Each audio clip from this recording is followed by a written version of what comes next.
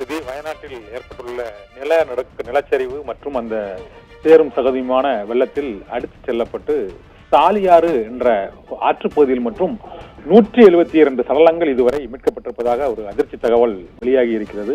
ஒட்டுமொத்த உயிரிழப்பு 300 தாண்டக்கூடிய சூழ்நிலையில் சாலியாறு மட்டும் 172 உடல்கள் அங்கு மீட்கப்பட்டிருக்கின்றன. அங்கு மேலும் பல உடல்கள் குவிந்து கிடப்பதாகவும் கரையோரங்களில் அந்த உடல்களை மீட்கும் பணியில் தொடர்ந்து மீட்பு படையினர் ஈடுபட்டு வருகிறார்கள். இதுவரை பலியானோரின் எண்ணிக்கை 316 அதிகரித்துள்ள சூழ்நிலையில் சாலியாறு பகுதியில் மட்டும், அது முண்டகை என்ற முதலில் நிலநடுக்கம் ஏற்பட்ட அந்த முண்டகை என்ற பகுதியில் இருந்து 8 கிலோமீட்டர் தொலைவில் இந்த சாலியாறு பாய்கிறது. மலை சரிவில் அந்த மலை வெள்ளத்தில் அடித்து செல்லப்பட்டவர்கள் சாலியாற்றில் தான் அந்த கிராமத்தில் உள்ள வீடுகள் மற்றும் உடல்கள் ஆகியவை அந்த ஆற்று வெள்ளத்தில் அடித்து செல்லப்பட்டு சாலியாற்றில் கலந்து இப்போது சாலியாரின் கரையெங்கும் சடலங்களாக குவிந்துள்ளன, மிதக்கின்றன. உடல் பாகங்கள் சாலியாற்றின் பல்வேறு பகுதிகளில் சிதறி கிடக்கின்றன என்ற சோகமான துயரமான அதிர்ச்சி செய்தி வந்திருக்கிறது. இதனால் இப்போது மீட்பு பணியானது சாலியாறு பகுதியில் தான் தீவிரப்படுத்தப்பட்டிருக்கிறது. ஏனென்றால் உயிரிழந்த 316 பேரில் 172 உடல்கள் அந்த சாலியாறு பகுதியிலிருந்து தான் மீட்கப்பட்டுள்ள நிலையில் மேலும் சடலங்கள் அங்கிருந்து கிடைக்கக்கூடும்.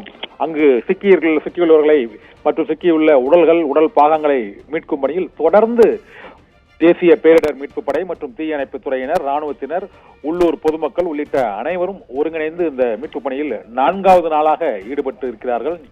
இந்தியாவில் இதுவரை ஏற்பட்டுள்ள நிலச்சரிவுகளில் அந்த நிலச்சரிவின் சேதமானது 1 கிலோமீட்டர் தொலைவுக்குத்தான் இருக்கும் என்று கருதப்படுகிறது. ஆனால் இந்த முண்டகை மற்றும் சூரல்மலை மேப்பாடி பகுதியில் ஏற்பட்ட நிலச்சரிவானது சுமார் 8 கிலோமீட்டர் தொலைவுக்கு அந்த பாதிப்பை ஏற்படுத்தி ஆற்றில் அந்த பாதிப்பு கலந்திருப்பதால் உயிர் சேதமானது மேலும் அதிகரித்திருக்கிறது.